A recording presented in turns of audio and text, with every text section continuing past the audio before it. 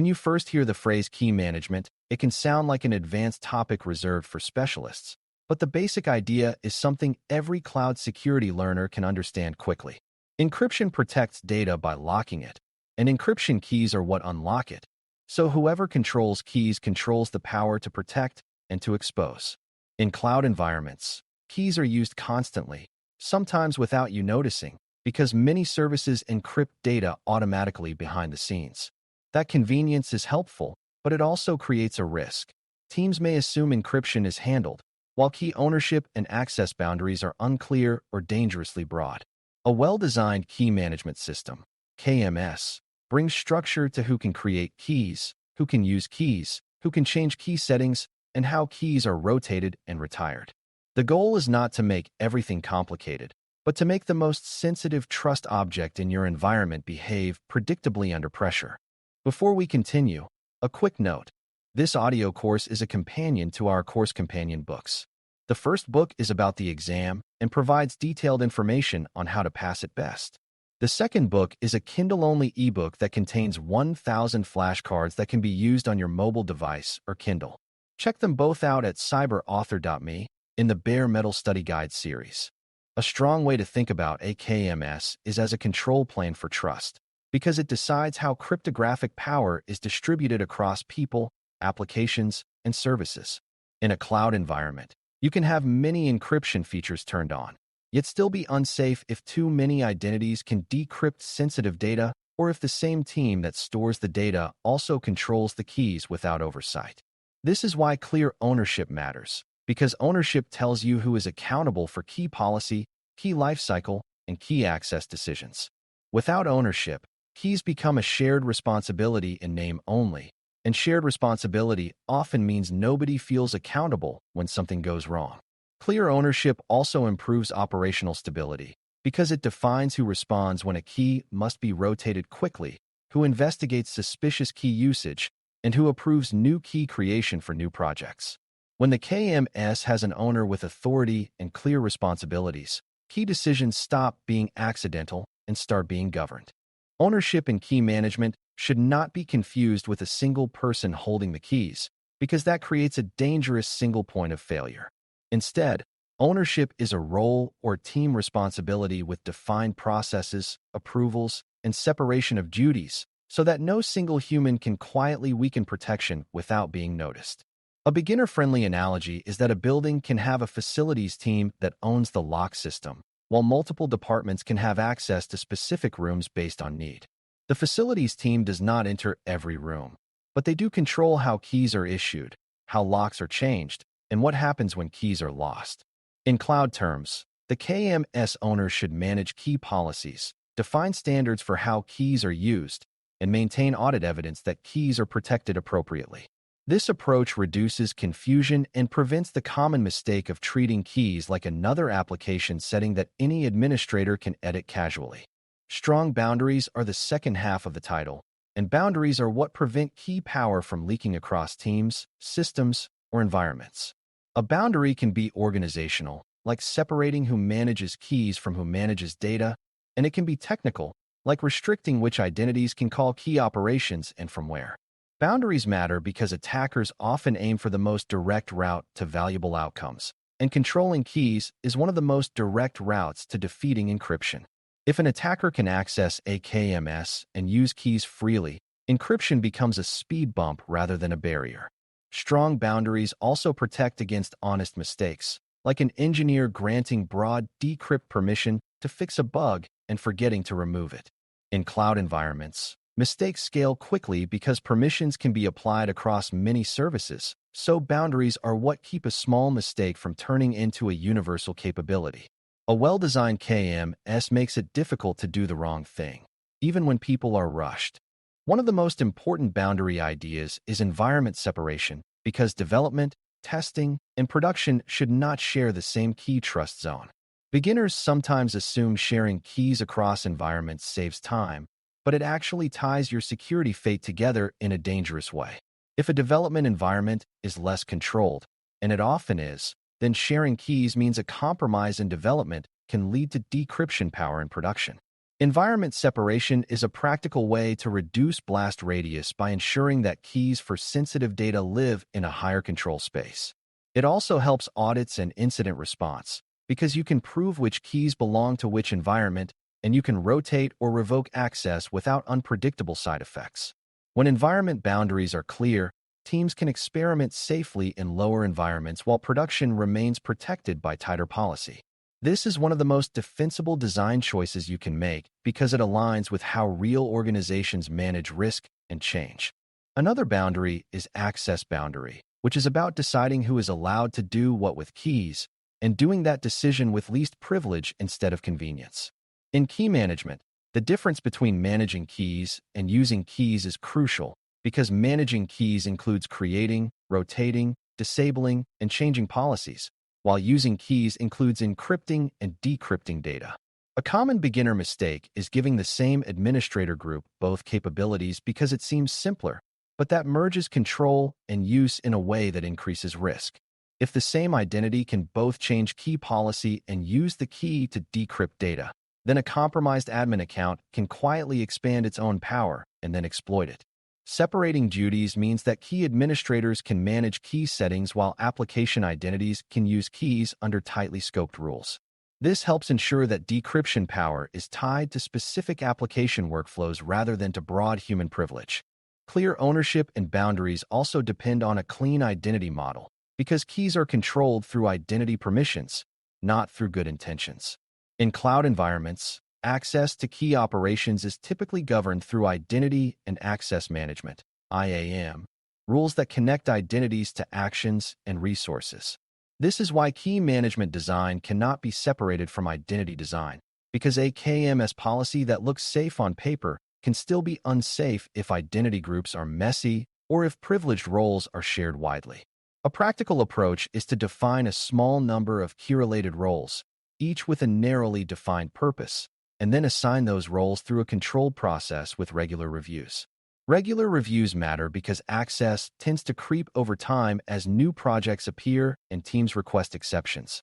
When you treat key permissions like permanent awards instead of time-bound decisions, you end up with too many identities able to use or manage keys. A well-designed KMS makes key permissions rare, explainable, and auditable. Key lifecycle is another place where ownership and boundaries become real, because a key is not a static object that is created once and forgotten. Keys are created for a reason. They are used for a period, they may be rotated, and eventually they should be retired when data is no longer needed or when systems change. Ownership means someone is responsible for the lifecycle decisions, and boundaries mean those decisions follow consistent rules rather than ad hoc behavior.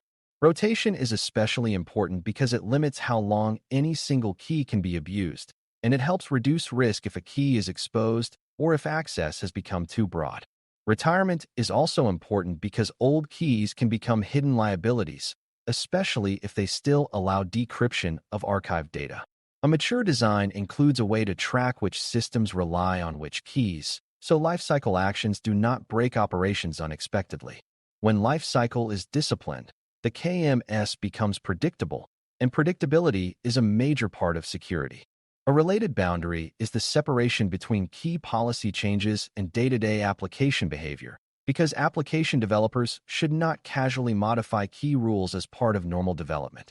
When developers need encryption support, the safe pattern is that the key administrator establishes policy and the application uses the key under that policy, rather than the application team continuously altering key permissions. This reduces the risk of accidental over-permissioning and reduces the chance that a short-term troubleshooting action becomes a permanent policy. It also strengthens audit evidence because key policy changes become meaningful events that stand out in review. In many real cloud incidents, attackers look for ways to change key access rules because it is an efficient way to unlock data at scale. If key policies change frequently and casually, suspicious changes are harder to spot. Strong boundaries make key policy a governed artifact, not a fluid setting, which helps both security and operational clarity.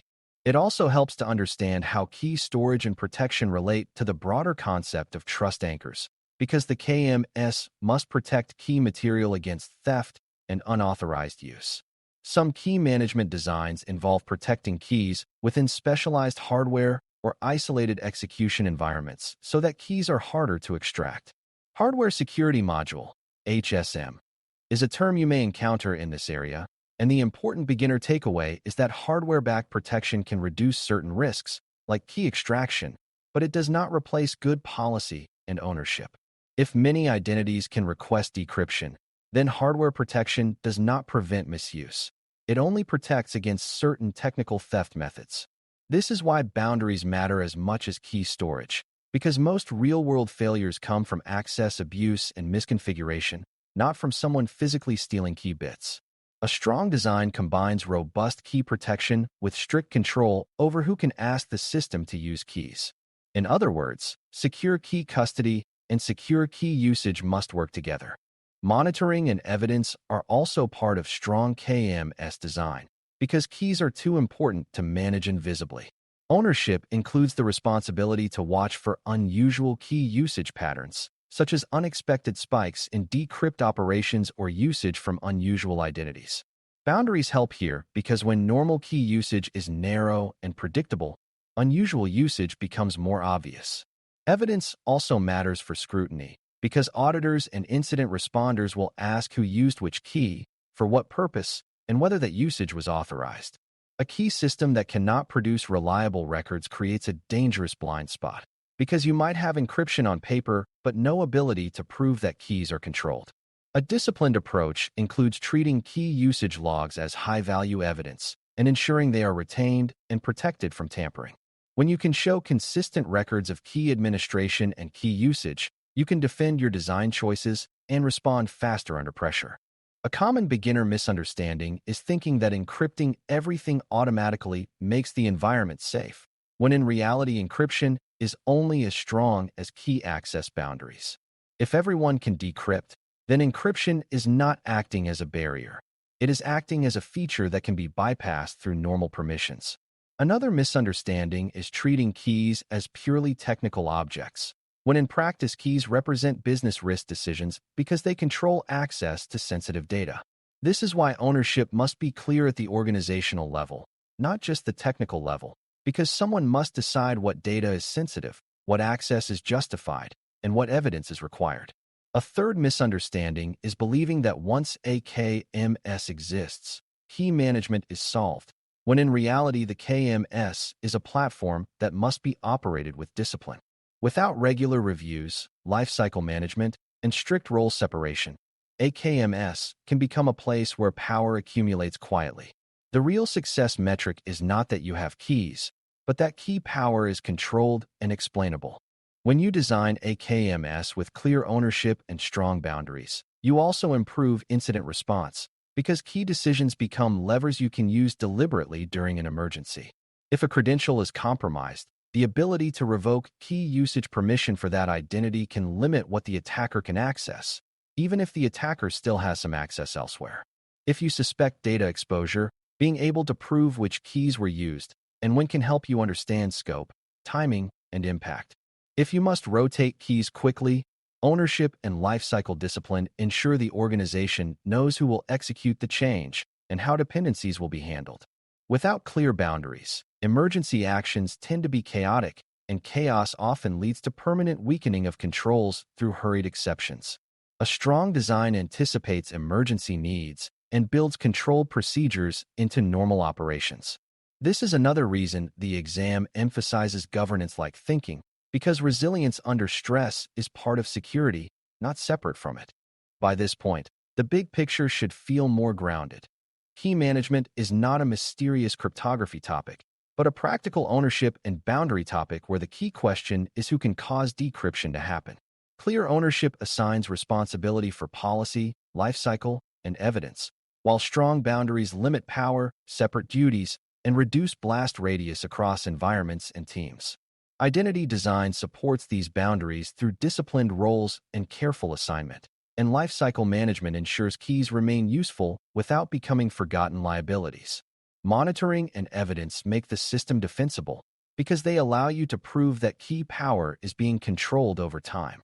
A well-designed KMS also acknowledges reality. including the fact that people make mistakes and attackers seek efficient routes to valuable outcomes. When you treat keys as the heart of data protection, the design decisions become easier to justify and easier to maintain.